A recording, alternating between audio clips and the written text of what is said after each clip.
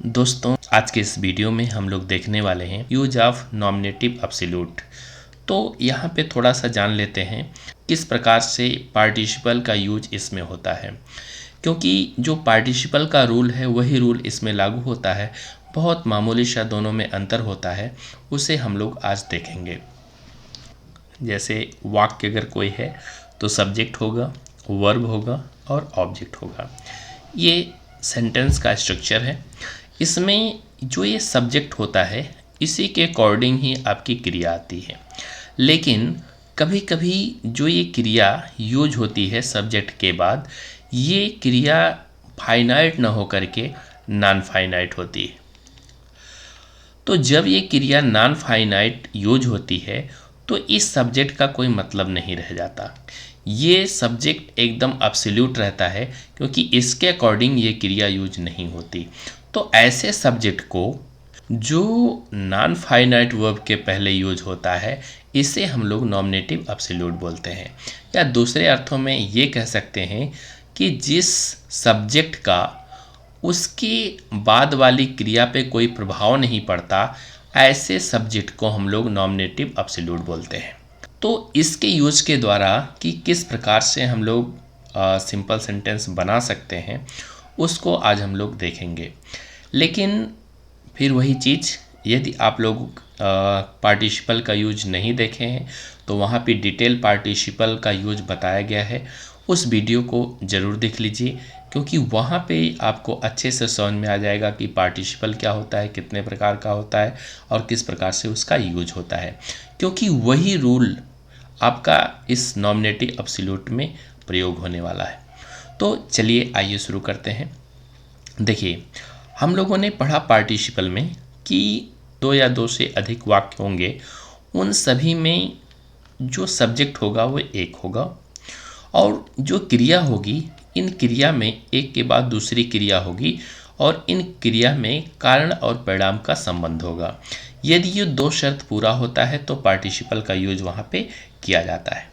लेकिन अगर ये दोनों शर्त पूरा नहीं होता, तब क्या करेंगे? तब पार्टिसिपल का यूज नहीं होगा, बल्कि किसी और रूल के द्वारा उसे सिंपल सेंटेंस बनाया जाएगा। ये हम लोगों ने पार्टिसिपल में देखा था। तो यहाँ पर थोड़ा सा परिवर्तन उसी में है। सब्जेक्ट अगर एक ना हो, सब्जेक्ट यहाँ पे अलग हो और यहाँ पे सब्जेक्ट अलग हो, यानी दोनों वाक्यों का या दो से अधिक जितने भी वाक्य हैं, सबका सब्जेक्ट यदि अलग अलग है और क्रिया के बीच में कारण परिणाम का संबंध है, तो वहाँ पर नॉमिनेटिव एब्सोल्यूट का प्रयोग किया जाता है। अब देख लीजिए, यहाँ पे देखा जाए द सनसेट, यहाँ पे सब्जेक्ट आपका सन है और यहाँ पर सब्जेक्ट आपका स्टार्स है। तो ये सब्जेक्ट आपके क्या हैं? अलग अलग हैं, लेकिन यहाँ पे सूर्य के डूबने की बात है और यहाँ पर स्टार के बाहर आने की बात है। यानी इधर सूर्य डूबा और उधर तारे आसमान में आए। अर्थात देखा जाए तो कारण परिणाम का संबंध है और एक के बाद दूसरी क्रिया हो रही है, क्योंकि अगर सूरज ना डूबता तो शायद तारे नहीं आते, आकाश में दिखाई नहीं देते। सूरज डूबा तभी ये तारे आए, और इसके डूबने के बाद तारे आए हैं। इसका मतलब कि एक के बाद दूसरा काम हो रहा है और इनके बीच में कारण परिणाम का संबंध भी है। तो अगर इस तरीके से सब्जेक्ट आपका अलग हो और क्रिया के बीच में कारण परिणाम का संबंध हो, तो नॉमिनेटिव एब्सोल्यूट का प्रयोग करके सिंपल सेंटेंस बनाया जाएगा। तो अब इसका रूल क्या है? रूल सारा पार्टिसिपल का ही है। पार्टिसिपल में हमने आपको बताया कि दो तरीके के पार्टिसिपल यूज होते हैं। एक आपका प्रेजेंट पार्टिसिपल और दूसरा आपका परफेक्ट पार्टिसिपल। प्रेजेंट पार्टिसिपल में हम लोग क्रिया के साथ आईएनजी लगाते हैं। परफेक्ट पार्टिसिपल में हैविंग के साथ में क्रिया की थर्ड फॉर्म ले आते हैं। ये यूज हम लोग करते हैं। अब ये कहाँ पे प्रेजेंट पार्टिसिपल होगा, कहाँ पे परफेक्ट होगा, ये आप लोग ध्यान में रखिएगा। वहाँ पे समय है तो परफेक्ट पार्टिसिपल यूज होता है, और अगर समय नहीं है तो प्रेजेंट पार्टिसिपल यूज होता है। जनरली अगर प्राकृतिक कोई घटना होती है तो वहाँ पे समय मान लिया जाता है, और उस नाते सब्जेक्ट अलग अलग है तो सब्जेक्ट यहाँ पे यूज होगा, द सन हो जाएगा। अब यहाँ पर सेट है और केम अप है, ये दो क्रियाएं हैं। तो यहाँ पे कौन सी क्रिया पहले हो रही है? सूरज डूबने की। तो ये जो सेट है इसका थर्ड भी यही होता है, सेट ही होता है। तो इसकी तीनों क्रियाएं एक ही होती हैं। तो चूँकि सूरज के डूबने के तुरंत बाद, ऐसा नहीं है कि इधर सूरज डूबा या सूरज डूब रहा है और तारे निकलने शुरू हो जाते हैं, ऐसा नहीं है। सूरज डूब जाता है फिर तारे निकलने शुरू होते हैं, अर्थात इनके बीच में एक काम जब पूरी तरीके से समाप्त हो जाता है तो दूसरा कार्य शुरू होता है। इस नाते इनके बीच में समय हो जाता है। और वैसे भी अगर मान लीजिए कोई प्राकृतिक घटना हो रही है तो वहाँ पे समय आ ही जाता है और इसे परफेक्ट पार्टिसिपल में बदला जाता है। तो इसे हम लोग परफेक्ट पार्टिसिपल में बदलेंगे तो ये हो जाएगा having set. Having set full stop के बाद में अगर और कुछ इधर होता है क्रिया के बाद तो उसे ले आते, और जहाँ पे फुल स्टॉप है वहाँ पे कामा लग जाता है। दूसरे वाक्य में कोई परिवर्तन नहीं करना होता, ये यथावत आकर के जुड़ जाता है। तो आपका अगर ये पार्टिसिपल होता तो यहाँ सब्जेक्ट यूज नहीं होता, इसे छोड़ देते, लेकिन नॉमिनेटिव एब्सोल्यूट में सब्जेक्ट यूज होता है। और इस सब्जेक्ट को नॉमिनेटिव एब्सोल्यूट इसीलिए कहा जाता है क्योंकि इसका प्रभाव इस क्रिया पर नहीं पड़ता।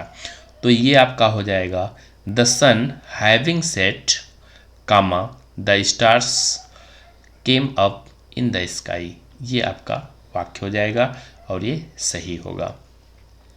दूसरे वाक्य में देखते हैं, the picture was interesting we enjoyed it very much. यहाँ पे देखिए सब्जेक्ट क्या है? पिक्चर है, और यहाँ पे वी है। दोनों सब्जेक्ट अलग अलग हैं लेकिन एक के बाद दूसरी क्रियाएं हो रही हैं। वैसे भी देख लो बी का रूप उसमें भी बताए थे, पार्टिसिपल में भी, यहाँ पे भी देख लीजिए। बी का रूप जब भी आए तो इसमें आपको एक्टिव और पैसिव देखना होता है, एक्टिव वॉइस और पैसिव वॉइस। एक्टिव वॉइस अगर है तो वहाँ पे प्रेजेंट पार्टिसिपल लगेगा, और अगर पैसिव वॉइस है तो वहाँ पे परफेक्ट पार्टिसिपल लगेगा। ये चीज़ ध्यान में रखिएगा। तो यहाँ पे देखिए बी का रूप है, बी का रूप है तो हम लोग प्रेजेंट पार्टिसिपल यूज करेंगे क्योंकि ये आपका एक्टिव वॉइस का है। ये कैसे पता लगेगा? अगर बी के बाद क्रिया का थर्ड आ रहा है तो वहाँ पर क्या होगा? पैसिव वॉइस हो जाएगा। और अगर ऐसा नहीं है, बी के रूप के बाद में नाउन आ रहा है या प्रोनाउन आ रहा है, तो यहाँ पर क्या होगा? तो यहाँ पर एक्टिव वॉइस माना जाएगा। यहाँ पर क्या है? देखिए वाज के बाद में ये इंटरेस्टिंग, ये इंटरेस्टिंग क्या है? ये क्रिया का थर्ड तो है नहीं, क्रिया का थर्ड होता तो ये पैसिव वॉइस हो जाता। ये क्या है? ये आपका क्या है? जीरेंड है, और जीरेंड आपका नाउन के जैसे ही काम करता है, यानी क्रिया के साथ साथ नाउन का काम करता है। ये भी आपका नॉन फाइनाइट है। तो अब यहाँ पे क्या होगा कि ये जो बी का रूप है यहाँ पे आपको प्रेजेंट पार्टिसिपल या परफेक्ट पार्टिसिपल में इसे चेंज करना है। चूँकि ये एक्टिव वॉइस का वाक्य है इस नाते प्रेजेंट पार्टिसिपल में बदलेगा, और ये जो बी का रूप है उसमें आईएनजी लग जाएगा, अर्थात ये हो जाएगा being interesting comma we enjoyed it very much. लेकिन चूँकि सब्जेक्ट इसमें अलग अलग है तो इस सब्जेक्ट को यहाँ पर यूज कर लिया जाएगा, हो जाएगा the picture being interesting comma we enjoyed it very much. ये वाक्य इस तरीके से बन जाएगा। The sun rose the birds began to fly. यहाँ पे फिर देखिए प्राकृतिक घटना है तो प्राकृतिक घटना है परफेक्ट पार्टिसिपल में जाएगा। तो ये आपका हो जाएगा the sun having risen the birds began to fly. ये वाक्य सीधे आ जाएगा क्योंकि हैविंग के साथ में इसका क्रिया का थर्ड आ गया, कामा लग गया, और इस वाक्य को सीधे यहाँ पर जोड़ लिया जाएगा, कोई परिवर्तन नहीं करना है।